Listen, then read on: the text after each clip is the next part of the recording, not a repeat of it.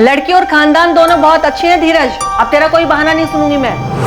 काजल नाम है, फोटो देख ले, संडे को इनके घर जाना है। और सर्विस भी करती है ये लड़की, तेरे लिए बिल्कुल सही है, जैसी तुझे चाहिए। बेटा तेरा काम तो सेटल हो गया ना, तो अब लाइफ में भी सेटल हो जाए। देखिए आप दोनों अभी भी सीरियल में जी रहे हैं, ना तो मैं किसी लड़की को देखने जा रहा हूँ ना किसी से शादी कर रहा हूँ। 29 साल का हो गया है, फिर कब करेगा? देख धीरज, कितनी भी कोशिश कर ले, हिना इस घर में नहीं आएगी, मतलब नहीं आएगी। तो आप भी सुन लीजिए, हीना नहीं आएगी तो आप कितनी भी कोशिशें कर लीजिए, मैं किसी और लड़की से शादी नहीं करूंगा, कभी भी नहीं। अब्बू मुझे नहीं सुननी किसी की तारीफ, मैं शादी करूंगी तो सिर्फ धीरज से। तो तू भी ये बात सुन ले हिना, धीरज से तेरा निकाह कभी नहीं होगा। तुझे इतनी आजादी दी इसलिए नहीं कि तू हमारे ही सर पर चढ़कर बैठेगी। हिना जिद तो करेगी और भुगतेगी हम। बेटा मजहब मायने रखता है। अब्बू मेरे लिए सबसे ज्यादा सिर्फ धीरज मायने रखता है। और हम मायने नहीं रखते तेरे लिए, मैं अम्मी अब्बू इतनी खुदगर्जी। ये सब आपका किया धरा है। कहा था मत चढ़ाओ इतना, और बढ़ाओ इसे, अब ये हमारी नाक कटवाएगी। किसी की नाक नहीं कटी है अम्मी। और अब्बू, मेरा मजहब मेरा ईमान है, और मेरा ईमान इतना कमजोर नहीं है कि किसी ऐसे आदमी के साथ निकाह करने पे हिल जाए जो किसी और मजहब में मानता हो। मैं निकाह करूंगी तो सिर्फ धीरज से, इसलिए आप लोग अपना ये इमोशनल खेल बंद कीजिए। तो ठीक है, कर लेना तो उस हिना से शादी, लेकिन मेरे मरने के बाद। माँ तो मैं फिर कभी शादी ही नहीं करूंगा।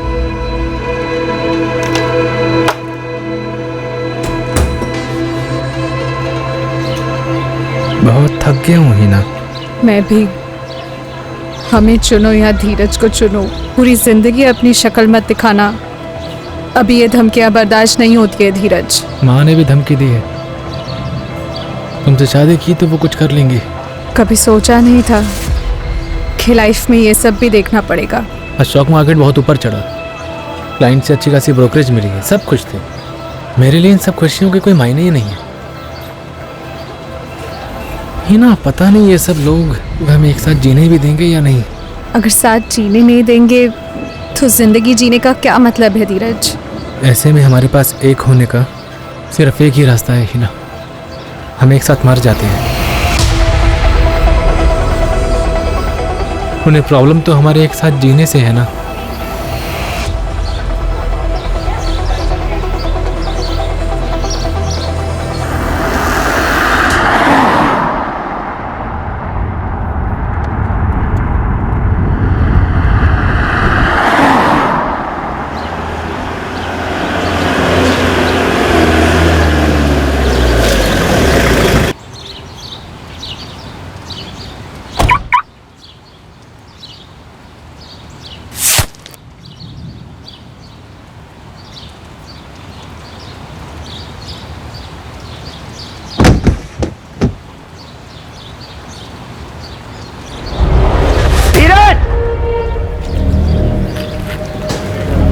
धीरज धीरज धीरज धीरज,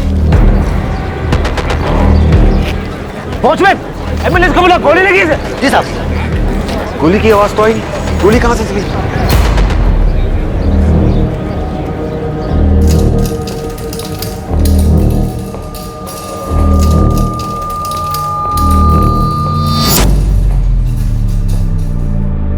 नितिन, क्या हुआ ये सब? कैसे, किसने गोली मारी? मालूम नहीं आंटी, पुलिस अभी ऑफिस कॉम्प्लेक्स पहुंची है, इंक्वायरी कर रहे हैं वो लोग। लेकिन ये हुआ कैसे नितिन? किसने मारा? पता नहीं अभिनव, मैं जस्ट अपनी गाड़ी से उतरा, धीरज को गिरा हुआ देखा। धीरज कैसा है? डॉक्टर ने क्या कहा? अभी कुछ नहीं बोला, अंदर लेकर गए, लेकिन क्या नितिन? उसकी बॉडी में कोई हरकत नहीं थी। ब्रॉड डेड केस था ऑफिसर। स्कल के अंदर हमें एक गोली मिली, गोली सर के पीछे से होते हुए अंदर घुसी। डॉक्टर साहब सिर्फ एक गोली मिली है? जी हाँ, गोली चलाने वाला बहुत होशियार था, उसका निशाना बहुत पक्का था, जान लेने के लिए एक ही गोली काफी थी।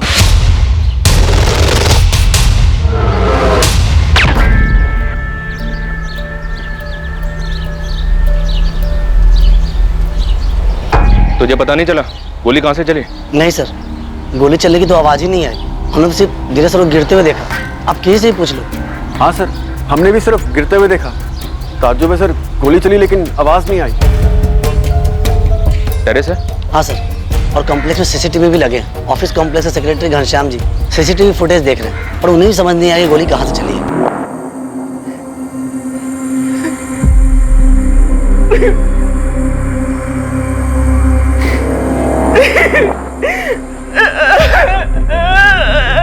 धीरज और हिना ने साथ आत्महत्या का प्लान बनाया। क्या ये उसी प्लान का हिस्सा था? अगर ये उसी प्लान का हिस्सा था तो क्या फिर इस प्लान का कोई दूसरा पहलू भी था? जांच में कई चौंकाने वाली बातें सामने आने वाली थी जिनके बारे में धीरज के परिवार वालों को भी कोई अंदाजा नहीं।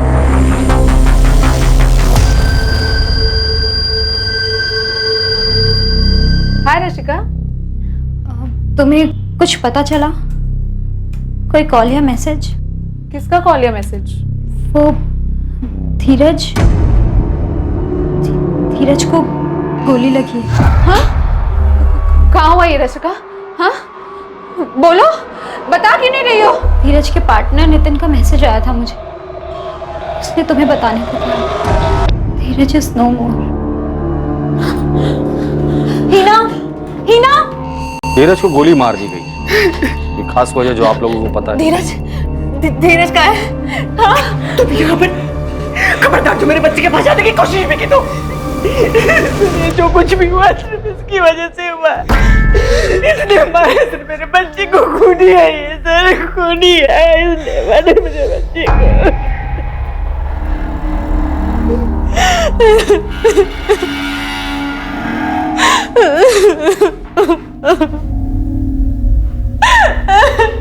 नाम क्या है तुम्हारा? हिना, हिना खान। सर जैसे ही हादसा हो गया हम लोगों ने तुरंत टेरेस चेक किया। हमें लगा कोई भाग ना जाए, इसलिए हम लोगों ने सीढ़ी और लिफ्ट दोनों बंद कर दी, लेकिन हमें कोई शूटर नहीं मिला। दूसरी सीसीटीवी का फुटेज रिवाइंड करो। जी। बस यही रुक दो, अभी इसको स्लो मोशन में चलाओ। बस। मतलब गोली टेरेस से नहीं चली, गोली यहां से चली है, गेट के पास से। तो करो जरा इधर।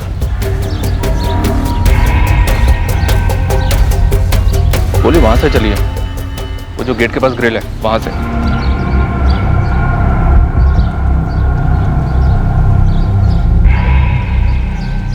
घनश्याम जी, इस तरफ कोई सीसीटीवी नहीं है? नहीं सर, उस तरफ तो कोई नहीं है। तुम्हारी ड्यूटी तो यहीं पर है, फिर भी तुमने नहीं देखा? सर मेरी ड्यूटी गेट पर है और मेरा ध्यान भी उस तरफ रहता है, मुझे पता ही नहीं चला गोली कहाँ से चली।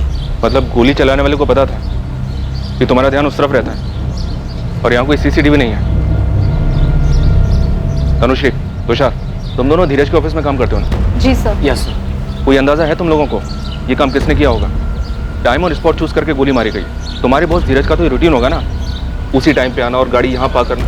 सर धीरज सुबह 8:45 तक ऑफिस पहुँच जाते थे और हम लोग भी स्टॉक मार्केट खुलने के 45 मिनट पहले तक ऑफिस पहुँच जाते हैं, ये कोई 8:30 तक।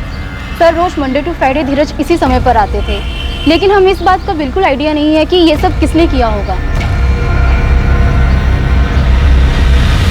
मेरा बेटा धीरज और हिना दोनों आपस में शादी करने की जिद पर अड़े हुए थे। हिना और उसकी फैमिली ने मारा सर मेरे बच्चे को। कितकी जी, हिना और उसकी फैमिली से हम जरूर पूछताछ करेंगे। नहीं सर, ऐसे पूछताछ करने से नहीं बताएंगे वो सर, उन्हें जेल में डालकर उनकी हड्डियां तोड़ दीजिए। उस हिना ने पता नहीं क्या किया, मेरे बच्चे को 5 साल से अपने वश में कर रखा था। पता नहीं ऐसा कौन सा जादू कर रखा था कि मेरा बेटा कुछ भी करता था तो समझ में नहीं आता था उसे। अब्बू, अब देखिए मैं। हाँ बेटा। सुना आपने, धीरज को किसी ने गोली मार दी है। क्या बात कर रहा है तू? पुलिस का फोन आया था मुझे, पूछताछ के लिए बुला रहे हैं। एहस, किसने मारा धीरज को? मुझे क्या मालूम अब्बू। केतकी जी ने ऐसा क्यों कहा कि तुमने और तुम्हारी फैमिली ने मिलकर धीरज को मार डाला? मुझे नहीं पता मैम, वो ऐसा क्यों कह रही है। मैं और धीरज तो अभी हनीमून की प्लानिंग कर रहे थे। हनीमून? वो दोनों तो अपने जीवन को खत्म करने के बारे में सोच रहे हैं। उस जीवन को जिसमें वो चाह कर भी एक नहीं हो पा रहे थे, इसलिए एक साथ मरना तय किया था। ऐसे में सवाल उठता था कि ये हनीमून की बात कहां से आई। क्या हिना झूठ बोल रही थी? 2 महीने पहले हम सुसाइड प्लान करने का सोच रहे थे। हम थक चुके थे अपने परिवारों से। मजहब अलग होने की वजह से उन्हें हमारी शादी मंजूर ही नहीं थी। 5 सालों से हमने हमारे घर वालों को मनाने की बहुत कोशिश की। उनका भरोसा तोड़कर अपनी जिंदगी नहीं बसाना चाहते थे। 1 मिनट है ना, तुमने कहा कि तुम दोनों 2 महीने पहले सुसाइड प्लान कर रहे थे। नहीं किया, अच्छी बात है। फिर तुम कह रही हो कि तुम दोनों हनीमून का प्लान बना रहे थे। जब तुम्हारी शादी में इतनी मुश्किल थी तो फिर हनीमून का प्लान कैसे बन रहा था? क्योंकि हमारे जिद और हमारे प्यार के खातिर हमारे परिवारों ने हार मान ली थी। केतकी, तुम्हारा बेटा जो है ना, तुमसे ज्यादा जिद्दी है। जिद की भी कोई हद होती है रमेश। शबाना, अयाज, मैं हीना के साथ हूं। क्या कह रहे हो अप्पू? हीना की जिद हमारा जीना मुहाल कर देगी। हीना की तरह आप भी बावले हो गए हैं क्या? हमारी बेटी किसी और मजहब के लड़के से निकाह करेगी? अरे ये सोच भी कैसे लिया आपने? मैं अपनी बेटी को खोना नहीं चाहता शबाना। तो क्या उसके लिए अपना ईमान कुर्बान कर दे? हरगिज़ नहीं। नहीं मतलब नहीं। हीना इस घर में बिल्कुल नहीं आ सकती। अगर वो इस घर में आई ना तो इस घर से मेरी अर्थी उठेगी। और हीना से शादी नहीं हुई ना तो धीरज भी अपनी जान देने के लिए तैयार है। अपनी अहम, अपनी जिद को थोड़ा साइड में रख करके सोचो। अरे किसी को तो झुकना पड़ेगा ना। अगर झुकना है तो हीना को झुकना होगा अब्बू। अयाज सही बोल रहा है। किसी को झुकना नहीं पड़ेगा। हीना और धीरज ने तय किया है कि निकाह के बाद वो दोनों अपना अपना मजहब मानेंगे। इससे ज्यादा समझदारी वाला फैसला हो नहीं सकता। पिछले 5 साल में हम अपना चैन सुकून सब खो बैठे हैं, बस अब और नहीं। अब मैंने फैसला कर लिया। अब इस बात पर और कोई बहस नहीं होगी। बस केतकी, मैंने अपना फैसला सुना दिया। धीरज हीना से ही शादी करना चाहता है और मुझे मंजूर है। 5 साल की रिलेशनशिप और इतनी जद्दोजहद के बाद धीरज और मेरी एंगेजमेंट हो पाई थी। लेकिन दोनों परिवारों में हर कोई खुश नहीं था। अगले महीने शादी थी हमारी। 5 साल तक दोनों के घर वाले शादी के खिलाफ थे। जब मान गए तब धीरज की हत्या हो। कुछ अजीब नहीं है। तुम लोग सुसाइड करने वाले थे ना, कहीं धीरज की हत्या उसी से तो जुड़ी नहीं है? वैसे प्लान क्या बनाया था सुसाइड का? हमने कोई प्लान नहीं बनाया था, बस तय किया था कि साथ में मर जाएंगे। लेकिन उसके पहले एक आखिरी कोशिश करना चाहते थे और उस कोशिश में हम कामयाब रहे। हमने सुसाइड को एक आखिरी ऑप्शन की तरह इस्तेमाल किया था। तो फिर एंगेजमेंट के बाद भी धीरज की मम्मी धीरज की हत्या के लिए तुम्हारी फैमिली को क्यों जिम्मेदार बता रही है? सर, मुझे सच में नहीं पता वो ऐसा क्यों कर रही है।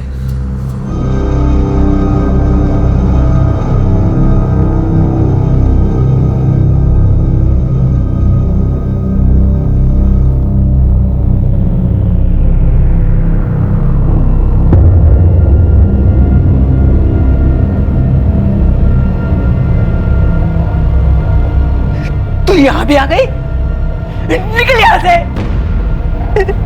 मैंने कहा ना जाओ यहाँ से। अरे कितनी बेशरम लड़की है, सुनाई नहीं देता तुझे? मैंने कहा ना जाओ यहाँ से और अपनी शक्ल मत दिखाना मुझे। मैं आपको बताया ना, हमें कुछ नहीं पता इस बारे में। और आपको क्या पूछना है? अयाज, तुम, तुम्हारी अम्मी शबाना और अब्बू कलीम तीनों मुझे 15 मिनट के अंदर पुलिस स्टेशन में चाहिए। अगर नहीं पहुंचे तो हम वहां पहुंचेंगे और घसीट कर पुलिस स्टेशन लेकर आएंगे। लो भुगतो अब्बू। अभी तक पुलिस धीरज के कत्ल का इल्जाम लगा रही थी, अब धमकी दे रही है। अब हम लोग कितना भी बोल लें कि हमने कुछ नहीं किया है, वो हमारी नहीं मानने वाले हैं।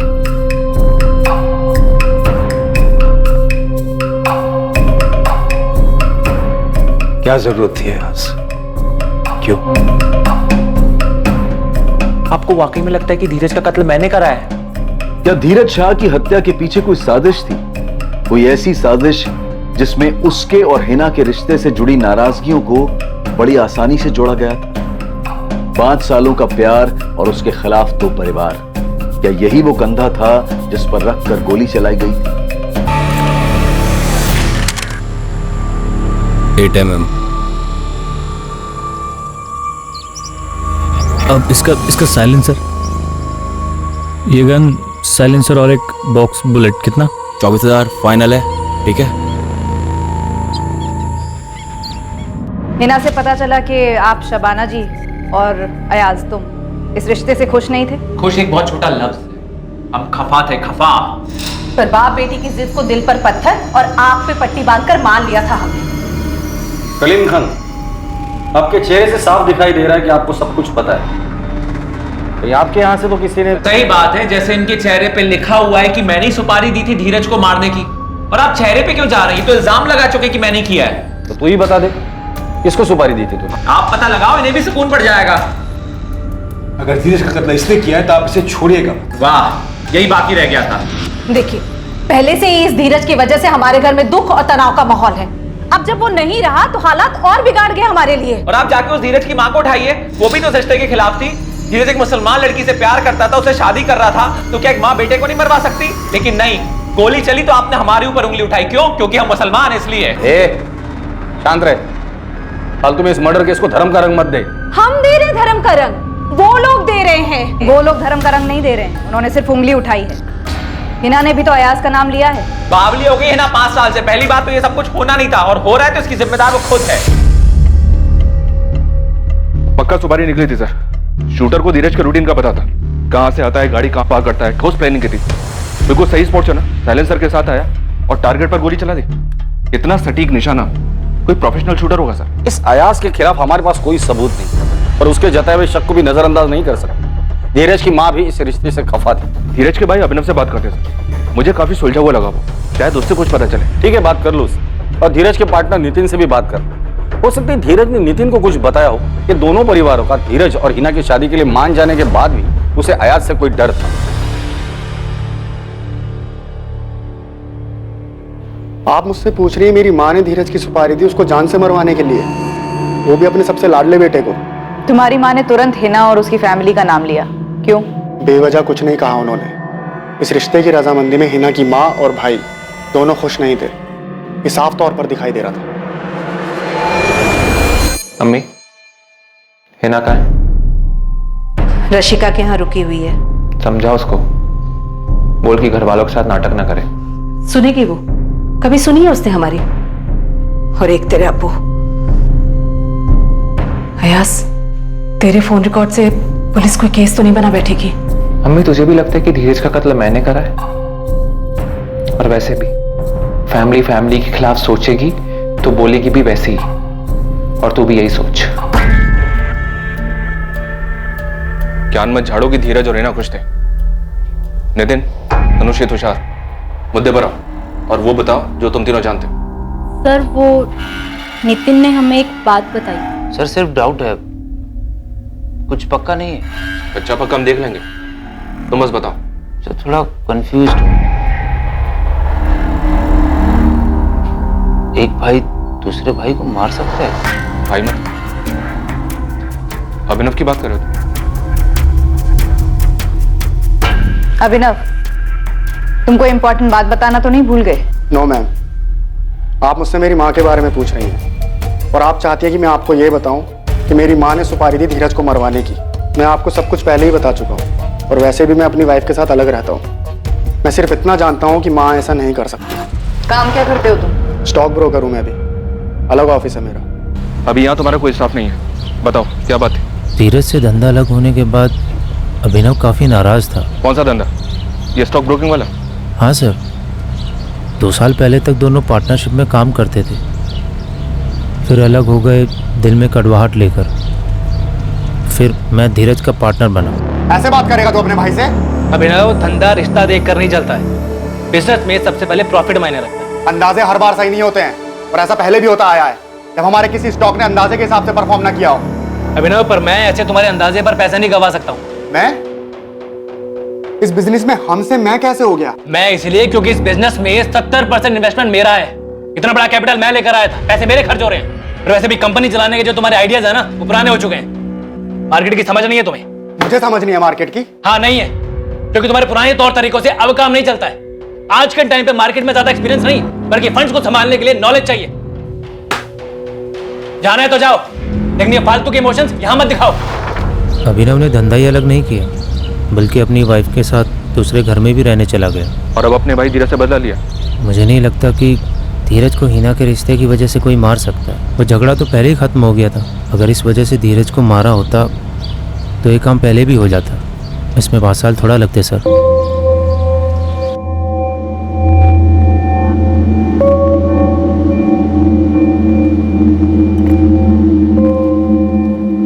सुनो,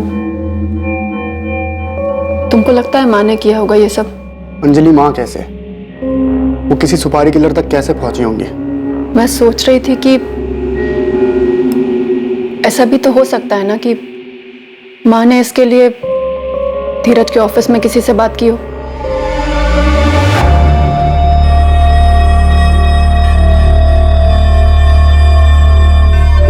तुझे कुछ अजीब नहीं लगा? हाँ लगा तो, लेकिन मेरी बात मान तुम, इन सब चीजों से जितना दूर रहे ना उतना अच्छा है। लेकिन तुषार, नितिन ने हमें कुछ और बताया है और पुलिस को कुछ और। अरे छोड़ना, तो इतना दिमाग क्यों लगा रही है? लेकिन ये गलत है ना, और मुझे समझ नहीं आ रहा कि नितिन हिना को इतना क्यों बचा रहा है।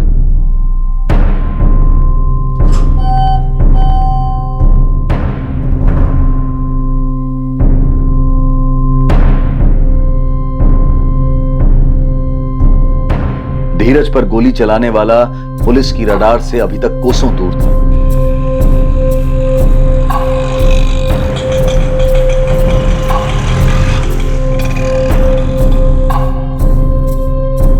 दो अगस्त 2019 की सुबह को मर्डरर बड़े आराम से धीरज के ऑफिस कॉम्प्लेक्स में पहुंचा। फिर इत्मीनान से उसने धीरज के आने का इंतजार किया।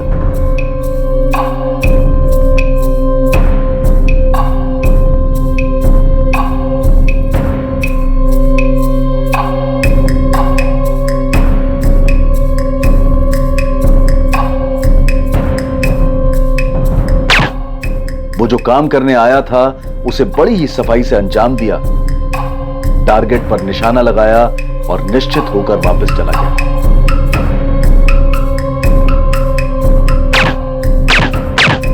किलर ने सही निशाना लगाने के लिए कई दिनों तक प्रैक्टिस की, जब तक कि इस बात की तसल्ली नहीं हो गई थी कि अब उसका निशाना नहीं चुकेगा। यह कत्ल आखिर किसके कहने पर अंजाम दिया गया था?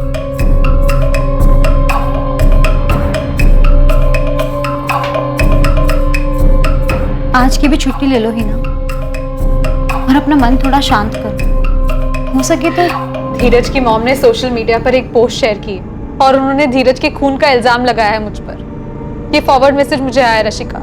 लेकिन आप ऐसा क्यों कर रही है माँ? माँ मत बोल मुझे। लेकिन आप क्यों कर रही है ऐसा मेरे साथ?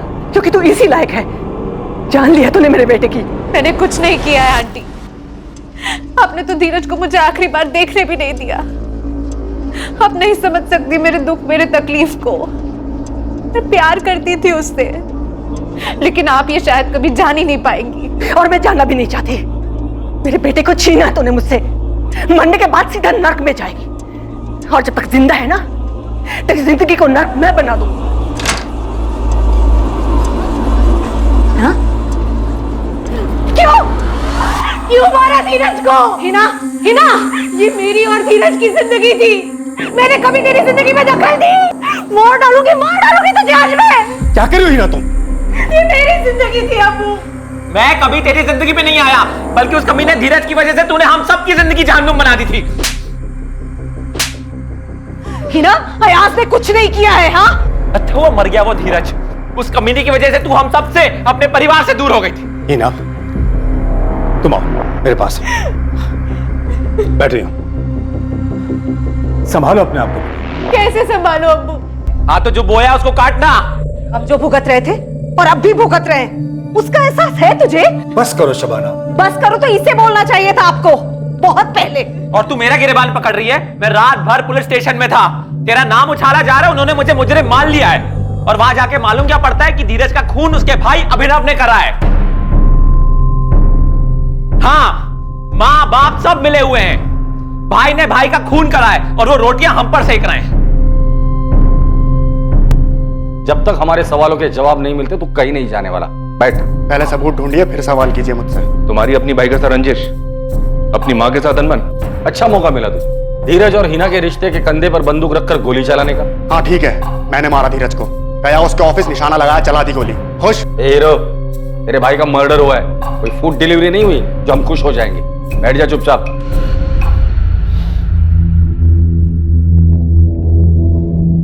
सर हम दोनों भाइयों के बीच अनबन थी।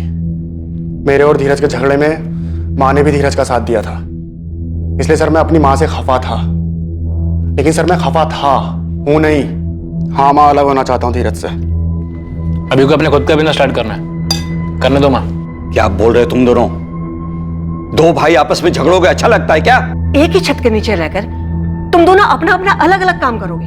ये कंपनी साथ में शुरू करने की बात हुई थी ना? एक छत के नीचे नहीं माँ, मैं और अंजलि दूसरे घर में शिफ्ट हो रहे हैं। अरे ऐसी क्या बात होगी, कौन सा बड़ा झगड़ा हो गया कि हमसे पूछे बिना इतना बड़ा फैसला ले लिया तुम लोगों ने? बस 1 महीना और, मैं और अंजलि दूसरे घर में शिफ्ट हो जाएंगे। वैसे भी इसके अहंकार से थक चुका हूं मैं। अपनी कंपनी शुरू तो कर, फिर मालूम पड़ेगा कंपनी चलाना कितना मुश्किल होता है। हाँ, जैसे बिजनेस तेरे पैसों पर चल रहा था। तो नहीं चल रहा था क्या? धीरज, अभिनव, चुप हो जाओ तुम दोनों। क्या हो गया तुम दोनों को? कुछ नहीं हुआ है, जो गलत हो रहा था उसे सुधार दिया जाएगा अब। अभिनव, तुम अपने भाई के साथ ऐसा क्यों कर रहे हो? और अंजलि, तुम्हारी हिम्मत कैसे हुई इसकी बात मानने की? माँ, हमने साथ में तय किया है, धीरज को अकेले उनका बिजनेस करने दिया जाए। वैसे भी उनका बिजनेस और हिना को पाने की कोशिश अकेले ही करे, हमारे बस में नहीं अब उनका साथ देना। 1 मिनट, ये हिना का नाम बीच में क्यों आ रहा है? हिना का नाम मत लो अंजलि, वैसे भी अब बस 1 महीने की बात और है। नहीं, ये अंजलि हिना का नाम बीच में क्यों ला रही है? बस करो धीरज, ऐसी बहुत सी बातें हैं जिसे मैं बीच में लेकर नहीं आ रहा हूं। और अंजलि ने हिना का नाम लिया, उसके लिए मैं सॉरी बोलता हूं तुम्हें। ये क्या बोल कर गया धीरज? पता नहीं माँ, मुझे फर्क भी नहीं पड़ता है, करने दो उसे जो करना है। सर मैं उस इंसिडेंट से बाहर आ चुका हूं। आज मेरे पास अपना घर है, टाइम पर EMI भर रहा हूं। सर अगले साल बच्चे की प्लानिंग भी की है। सर आप बताइए मेरे पास उसको मारने का क्या कारण है? तुमने कहा कि बहुत सी चीजें तुमने बीच में नहीं लाई, क्या थी वो चीज? सर अब क्या मतलब उस बारे में बात करके? मेरा भाई अब रहा नहीं, और वैसे भी सर धीरज और मेरे बीच जो अनबन थी वो बिजनेस को लेके ही थी।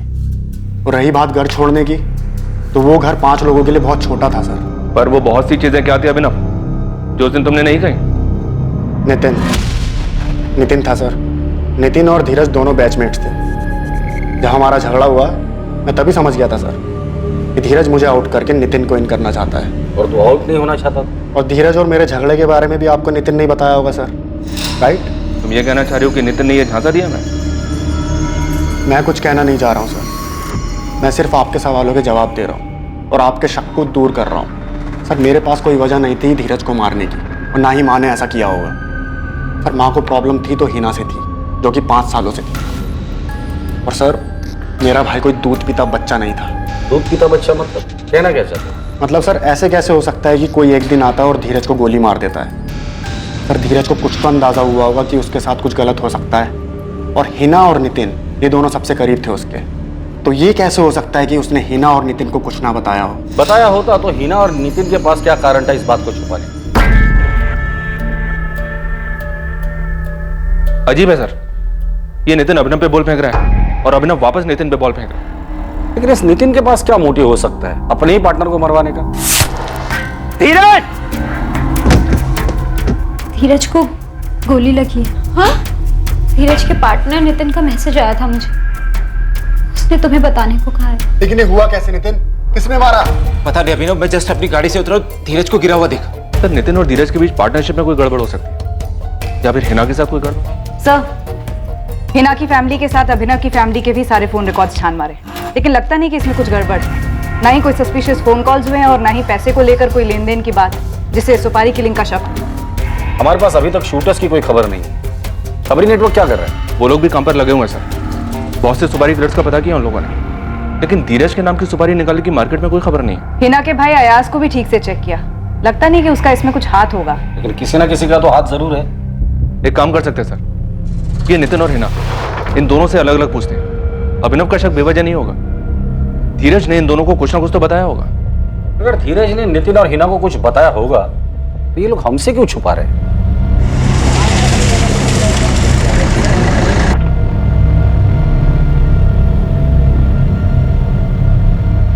इस कहानी का सच धीरज से जुड़े सभी लोगों को चौंकाने वाला था।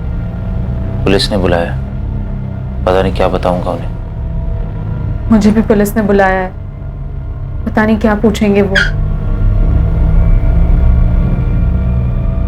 तुषार, तनुश्री, अगर सेंसेक्स 50 पॉइंट बढ़ता है तो एसटी कॉर्पोरेशन के लॉट खरीद लेना। मैं 2-3 घंटे में वापस आ रहा हूँ। जी सर।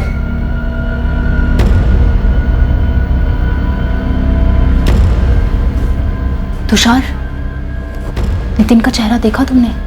पुलिस को पक्का कुछ भनक लगी है।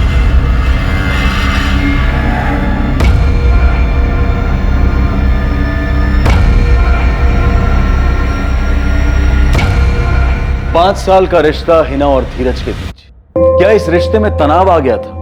कोई खटास थी या किसी धोखे की संभावना थी? क्या दोनों में से किसी एक की कोई ऐसी सच्चाई थी जो दूसरे को नहीं पता थी? तुम्हारे और हिना के बीच क्या खिचड़ी पक रही थी? कुछ नहीं पक रहा था सर, कैसी बात कर रहे हैं? आपको इसलिए शक हो रहा है ना क्योंकि मैंने रशिका से हिना को धीरज की मौत के बारे में बताने के लिए कहा था। सर, मैंने रशिका को इसलिए फोन किया था क्योंकि हिना का फोन बिजी आ रहा था और मैं नहीं चाहता था कि मैं उसे मैसेज करके ये बताऊं धीरज अब नहीं रहा। 5 सालों से धीरज और हिना साथ थे पर एक नहीं हो रहे क्योंकि दोनों फैमिली शादी के लिए तैयार नहीं। दोनों अलग होने ही वाले थे तब तुम्हारी एंट्री हो जाती, फिर तुम्हारा और हिना का किस्सा शुरू हो जाता है। लेकिन अचानक से तुम्हारे लिए सारा मामला गड़बड़ा जाता है क्योंकि दोनों फैमिली शादी के लिए तैयार हो जाती। हिना को पाने के लिए तुम्हारे पास और कोई रास्ता नहीं बचता, पर तभी अचानक धीरज ये रास्ते से हट जाता है। वाह सर, क्या कहानी बनाई है। मेरी तो ये समझ में नहीं आ रहा है कि मेरे और हिना के बारे में आपने सोचा भी क्यों? 1 मिनट के लिए भूल जाइए मैंने धीरज को मरवाया हो। अगर मेरे और हिना के बीच में कुछ होता, धीरज को पता नहीं चलता, वो ये होने देता? धीरज हिना से कभी नहीं पूछता, वो आपको नहीं बताती। हो ही नहीं सकता कि धीरज की जान को खतरा हो और उसने तुम्हें ना बताया। मुझे नहीं लगता कि ऐसा कुछ था, और अगर था भी तो धीरज ने मुझे कभी कुछ नहीं बताया। और जहाँ तक बात मेरे भाई अयास की है तो मुझे सच में नहीं पता कि उसने कुछ किया है या नहीं। पर तुमने नितिन के बारे में तो कुछ बताया ही नहीं। क्या बताऊं नितिन के बारे में? और नितिन के बारे में बताने जैसा क्या है मैम? वो पहले धीरज का दोस्त था और फिर पार्टनर बना। बस पहले आप मुझे अभिनव के बारे में पूछ रहे थे, अब नितिन के बारे में पूछ रहे हो। आपको लगता है कि मेरा और नितिन का अफेयर था, है ना? और धीरज की मौत इसीलिए हुई क्योंकि वो मेरे और नितिन के बीच में आ रहा था। धीरज की लाइफ में सिर्फ 2 ही प्रॉब्लम्स थी। पहली प्रॉब्लम तुम्हारे साथ रिश्ता जिसमें किसी की रजामंदी नहीं थी, कोई खुश नहीं था। और दूसरी प्रॉब्लम अभिनव और धीरज के बीच अनबन, जो 2 साल पहले उनके अलग होने पर हुई थी। अब इन दोनों ही प्रॉब्लम्स में हमें धीरज के कत्ल का कोई सुराग नहीं मिला। तो मैं क्या करूं सर? मैंने उस शख्स को खोया है जिससे मैं सबसे ज्यादा प्यार करती थी। हमारे रिश्ते में काफी अप्स एंड डाउन्स आए और बीच में तो हमने ब्रेकअप भी कर लिया था, लेकिन फिर हम दोबारा एक हुए। जिंदगी ने हमें एक और मौका दिया और हमारे रिश्ते की अड़चनें दूर होने लगी। और फिर धीरज का कत्ल हो गया। तुमने भी कहा था कि तुम दोनों का ब्रेकअप हो गया था। हाँ, हुआ था। अब आपको डेट, प्लेस, टाइम सब चाहिए? बिल्कुल चाहिए। कब हुआ था ब्रेकअप? 2 साल पहले। हम खुश नहीं थे क्योंकि हमारी फैमिलीज खुश नहीं थी इस रिश्ते से, इसलिए हमने तय किया था कि अलग हो जाते हैं। लेकिन ज्यादा दिनों तक दूर नहीं रह पाए, इसलिए साल भर में दोबारा साथ आ गए। कितना भी घुमा फिरा के पूछ लीजिए, मैं आपसे यही कहूंगा कि आपका अंदाजा गलत है। हिना और धीरज के बीच में मैं कभी था ही नहीं, और अगर मेरे मन में ऐसा ख्याल भी आता ना, हिना कभी ऐसा नहीं करती। हिना इस रिलेशनशिप में धीरज से ज्यादा कमिटेड थी। हिना धीरज से ज्यादा कमिटेड थी मतलब कहना क्या चाहते हो? सर, हिना का धीरज के अलावा किसी से अफेयर नहीं था। किसी से मतलब मुझसे भी नहीं। मतलब धीरज का अफेयर था? सर, अभी तक आप मेरे और हिना के अफेयर के बारे में अंदाजा लगा रहे थे, अभी वो क्लियर हो। अब आप धीरज का अफेयर ढूंढ रहे हैं। हिना धीरज से ज्यादा कमिटेड थी, इसका मतलब धीरज की तरफ से इस रिश्ते में ढील थी। तुमने ही कहा ऐसे। धीरज का किसके साथ अफेयर था? तो कोई अफेयर नहीं था। धीरज हिना से थोड़े टाइम के लिए अलग हुआ, इस बीच में उसने एक लड़की को डेट किया, वो कोई अफेयर नहीं था। किसको डेट किया? सर, आप सवाल पूछ पूछ कर मुझे परेशान कर रहे हैं। धीरज मर्डर केस पर अखबार वाले रोज नई कहानी छाप रहे हैं, धार्मिक रंग दे रहे हैं उसे, और अभी तक हमारे पास कोई सबूत नहीं। इसलिए जो सवाल तुम्हें पूछूंगा उसका जल्द से जल्द जवाब दो। हमारे पास टाइम नहीं है। क्या धीरज का किसी के साथ अफेयर था? सर, 1.5 साल पहले की बात है। वो हमारे ऑफिस में इंटर्न थी। धीरज हिना से अलग होने के बाद बस अपने मन का खालीपन भर रहा था। नाम क्या है लड़की का? सोनिया दामले 2 महीने तक हमारे ऑफिस में इंटर्न थी। कोई अफेयर नहीं था, नॉर्मल डेट थी। और साफ दिखाई देता था धीरज उसके साथ कमिटेड नहीं है। सोनिया दामले का नंबर चाहिए मुझे, तुम्हारे रिकॉर्ड में तो होगा ही। हाँ सर, हमारे ऑफिस कॉम्प्लेक्स में एक ब्रोकिंग कंपनी में काम करते, 4th फ्लोर पर। लेकिन सर 2 साल पुराने अफेयर का धीरज के मर्डर से क्या ताल्लुक? वो हम देख लेंगे, तुम सिर्फ सोनिया का नंबर दो। सर, सोनिया को बुला लिया है, वो 1 घंटे में यहाँ होगी। मुझे लगता है धीरज मर्डर केस का ताल्लुक हिना या उसके फैमिली से नहीं, बल्कि इस 1.5 साल पुराने रिलेशनशिप से है, जो अब तक हमसे छुपी हुई थी। और इसलिए इस केस में हमें कोई लीड नहीं मिल रही थी। डरने की जरूरत नहीं है, सिर्फ इतना बता दो, धीरज याद है तुम्हें? तुम दोनों डेट करते थे जब तुम उसके ऑफिस में इंटर्न थी। याद है सर, इंटर्नशिप के बाद भी हम कुछ टाइम तक मिलते थे। 2 अगस्त को जब धीरज को गोली लगी, तुम अपने ऑफिस में थी? जी सर, मैं ऑफिस में ही थी और सुना मैंने ऑफिस वालों से। अच्छा, जब तुम लोग डेट करते थे वो कैसी डेट? मतलब ओके टाइम पास वाली या फिर सीरियस? मेरी तरफ से सीरियस था सर। सीरियस मतलब कितना सीरियस? Long term? शादी? मैंने तो हमेशा शादी के बारे में ही सोचा था। पर आप लोग ये सब क्यों पूछ रहे हैं? मुझे नहीं पता कि धीरज को किसने मारा। 5 महीने की डेटिंग थी, उसके बाद नवंबर 2018 में हम अलग हो गए। 5 महीने? तो रिलेशनशिप फिजिकल भी रहा होगा? सॉरी मैम, पर ये मेरा पर्सनल मामला है, आपको ये क्यों जानना है? अच्छा, ब्रेकअप किसने किया था, तुमने या धीरज ने? हम दोनों अपनी मर्जी से अलग हुए थे, मुझे आगे कंटिन्यू नहीं करना था। उसका हिना के साथ पैचअप हो गया था। जब धीरज से डेट कर रही थी तुम्हें हिना के बारे में पता था? बिल्कुल नहीं सर, मुझे कोई अंदाजा नहीं था। हिना के नाम का बॉम्ब उसने अचानक से फोड़ा। सोनिया, मैं मानता हूँ कि मेरी गलती थी कि मैंने तुम्हें हिना के बारे में नहीं बताया, और वैसे भी हमारे बीच सब कुछ खत्म हो गया था, तो क्या बताता तुम्हें? तो तुमने मुझे रिश्तों के खाली गैप को भरने के लिए इस्तेमाल किया। मेरे साथ सिर्फ तब तक थे जब तक तुम्हारे और हिना के बीच सब ठीक नहीं हो जाता। नहीं सोनिया, ऐसी बात नहीं है। देखो, हमने एक दूसरे के साथ काफी अच्छा टाइम स्पेंड किया है। तुमने ऑफिस में काम सीखा, हम साथ में थे, तुम्हारी भी हेल्प हो गई। कितनी घटिया सोच है तुम्हारी धीरज।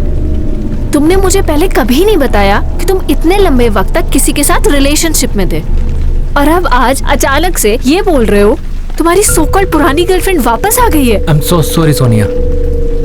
देखो, अगर तुम इस रिलेशनशिप को कंटिन्यू करना चाहती हो तो मुंह बंद रखो अपना, जस्ट शट अप। बहुत तकलीफ हुई, उसने कभी नहीं बोला कि वो हमारे रिलेशनशिप को लेकर सीरियस नहीं था, पर मैं जानती थी एक बात को लेकर बैठने का कोई फायदा नहीं है, इसलिए मैंने अपनी लाइफ और अपने काम को लेकर मूव ऑन कर लिया। इतनी आसानी से? ऐसे ही? हाँ सर। आप लोगों को क्या लग रहा है मैं कोई ठुकराई हुई प्रेमिका हूँ जो बदला लेना चाहती थी, और इस बदले के लिए मैंने धीरज पर गोली चलवा दी? क्यों? ऐसा होना पॉसिबल है ना? नहीं सर, मैंने उसे नहीं मारा। तुम्हारा अभी कोई बॉयफ्रेंड है? धीरज के केस से इसका कोई लेना देना है? सर, अब मैं धीरज से बिल्कुल भी कनेक्टेड नहीं हूँ, और ये मेरा पर्सनल मैटर है जिसमें किसी और को कोई इंटरेस्ट नहीं होना चाहिए। सर, क्या अब मैं जा सकती हूँ? चलो। एक और बात सर। बोलो। शायद हिना और धीरज की एंगेजमेंट हो गई थी, उसकी ऑफिस की कलीग तनुश्री से सुना। सही सुना तुमने। उसे कोई फर्क नहीं पड़ा था, बहुत ही घटिया आदमी था वो। मतलब? 6 महीने पहले मैंने धीरज के ऑफिस कॉम्प्लेक्स में एक दूसरा ऑफिस ज्वाइन किया। बस यही दुआ करती थी कि धीरज से ना टकराऊं, पर ऐसा हुआ नहीं, हम टकराए, और इस ढीठ इंसान ने मुझे कहीं बाहर चलने को बोला। कहीं मिलते हैं? बाहर में जाओ। सोनिया, गोल्डन टाइम था ना वो। आपने पूछा था ना कि हमारे बीच कुछ हुआ था या नहीं? हाँ, हुआ था। वो जब भी मिलता तो बोलता फिर से करते हैं। कब की बात है ये? अभी 1 महीने पहले की। अच्छा, अगर मैं तुम्हारे पेरेंट्स को बता दूं कि हमारे बीच क्या क्या हुआ है तो क्या होगा? मुझे नहीं पता था कि मैं तुम्हारे जैसे घटिया इंसान के ऑफिस में इंटर्न थी। मैं हिना को बता दूं तुम्हारी इस घटिया सोच के बारे में? अरे मैं तो बस तुम्हारी टांग खींच रहा था। पर मैं तुम्हारी टांगें तोड़ दूंगी। मैंने उसी वक्त धीरज को बराबर कर दिया। धीरज के इस नेचर के बारे में हमारे पास कोई जानकारी नहीं थी। मुझे यकीन है सर, किसी को नहीं पता होगा, नितिन सर को भी नहीं, हो सकता है उसने मेरी तरह किसी और को भी हैरेस किया हो। ये कभी एक परफेक्ट मर्डर था ही नहीं। ये बस विक्टिम धीरज के मतभेद भरे जीवन की वजह से दबा हुआ। और जब इस अपराध की वजह और उसका असली मतभेद सामने आया तो वो कुछ ऐसा था जिसके बारे में कोई कल्पना भी नहीं कर सकता। सर, सोनिया के फोन रिकॉर्ड्स में करण पाटिल का नंबर है। दोनों की रोज बात होती है। बॉयफ्रेंड हो सकता है? कोई करीबी ही होगा, क्योंकि यहाँ से जाने के बाद भी सोनिया ने तुरंत उसी को फोन किया। करण, कहाँ है तू? घर पर ही हूँ यार, एग्जाम सर पे, मैंने कुछ पढ़ा नहीं है। शाम को मिलते हैं। कुछ पूछना है तुमसे। सर, एक और धमाका। ये नितिन नायकर से बात हुई अभी। उसने बताया कि करण पाटिल भी धीरज का इंटर्न था उसी टाइम पे जब सोनिया वहां थी।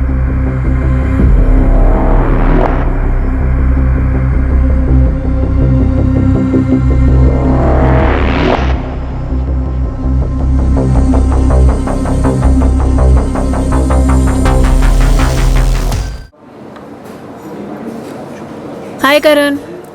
हाय। क्या हुआ? तू टेंशन में क्यों है? खाना क्यों नहीं खा रहा? कोई गलत स्टॉक मार्क किया क्या? नहीं, ऐसा कुछ नहीं हुआ। तू मुंह लटका कर क्यों बैठा है?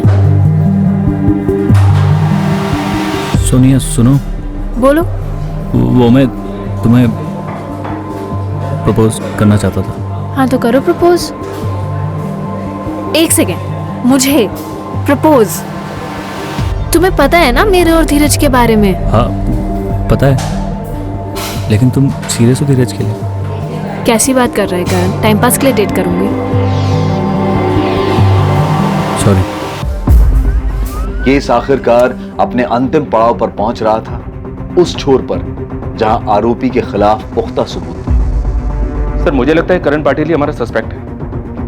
2 अगस्त 2019 को करण के फोन की location DK business centre Kandivali area Dheeraj Shah को ऑफिस कॉम्प्लेक्स ही दिखा रहा है। मर्डर वाले दिन और टाइम पर ये करण पाटिल क्राइम स्पॉट के पास ही था। उठाकर लेकर आओ इस करण और सोनिया को भी, पता तो चले ठुकराया हुआ प्यार और गुस्सा था कहां।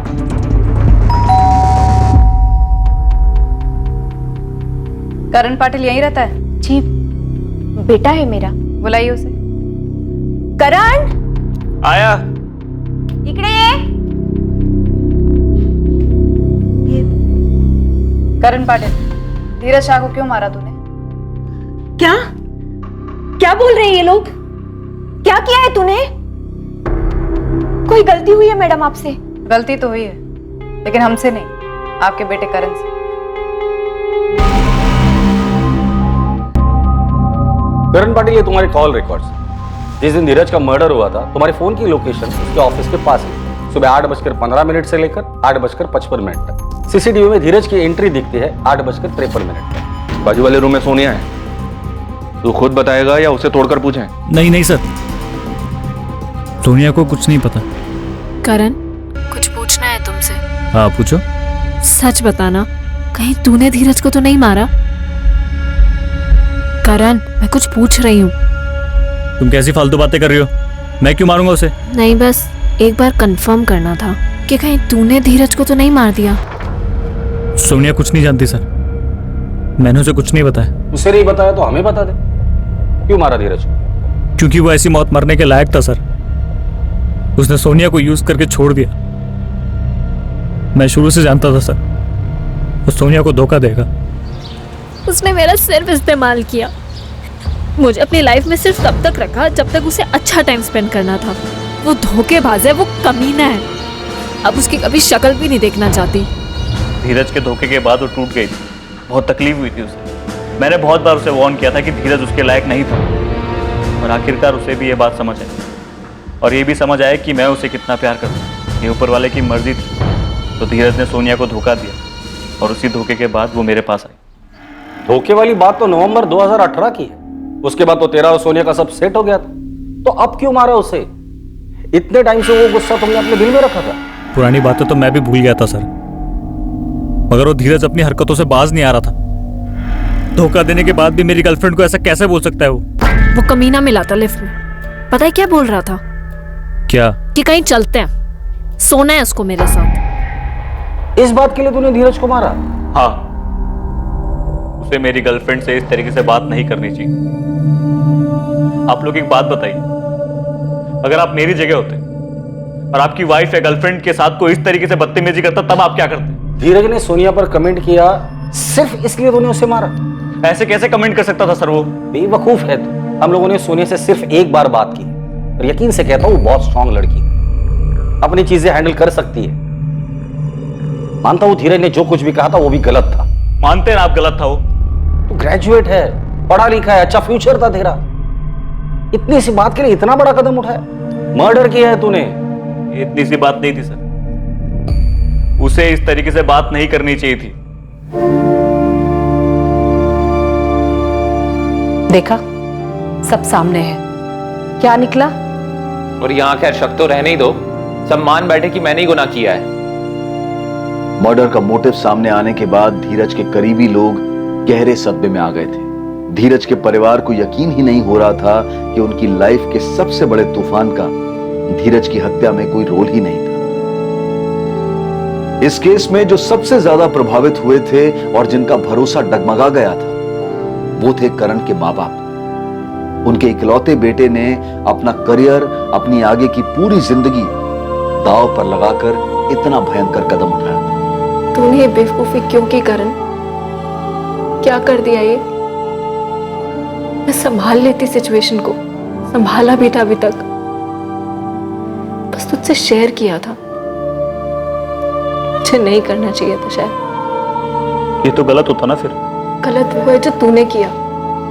क्या मिल गया तुझे धीरज को मार के? उल्टा तूने अपनी खुद की जिंदगी बर्बाद कर ली। उसे तुमसे ऐसी बात नहीं करनी चाहिए थी, मैं सह नहीं पाया। मुझे तुम्हें बताना ही नहीं चाहिए था।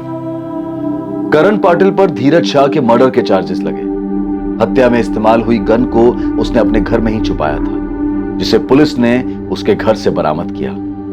यह बहुत ही दुखद घटना थी, जहां किसी को अपनी जान से हाथ धोना पड़ा और उसकी जान लेने वाले को ताउम्र इसके नतीजे भुगतने होंगे। इन दोनों के सामने अभी पूरी जिंदगी पड़ी थी, पूरी जिंदगी, जिसके बारे में सोचकर अब बस सिर्फ अफसोस ही किया जा सकता है। किसी के कुछ कहने पर खफा होना, चाहे खुद को कहें या किसी अपने को, ये वहीं तक लाजमी है जहां तक आप उस आदमी को यह बात समझा सकें कि यह बात गलत है और इससे ठेस पहुंचती है। यह गुस्सा, यह खफा होना, यह अंदर ही अंदर घुटकर तकलीफ देने वाले पर पलटकर वार करने की जो भावना है, यह असामान्य नहीं है। फिर चाहे ये भावनाएं वास्तविक दुनिया से आए या फिर सोशल मीडिया की काल्पनिक दुनिया से। जरूरी है कि हम उन चीजों को फिर से सीखें जिन्हें हम भूल गए हैं। किसी भी तरह की प्रतिशोध की भावना में आकर किए गए काम से बेहतर है कि हम समस्याओं का समाधान संवाद और आपसी बातचीत के जरिए निकालें। अब मैं अनूप सोनी आपसे विदा लेता हूं, फिर मुलाकात होगी एक और नए केस के साथ। देखते रहें क्राइम पेट्रोल सतर्क, सोमवार से शुक्रवार रात 11 बजे। और याद रखें, क्राइम और आपके बीच में सिर्फ इतना फर्क है कि आप कितने सतर्क हैं। सतर्क रहें, सुरक्षित रहें। जय हिंद।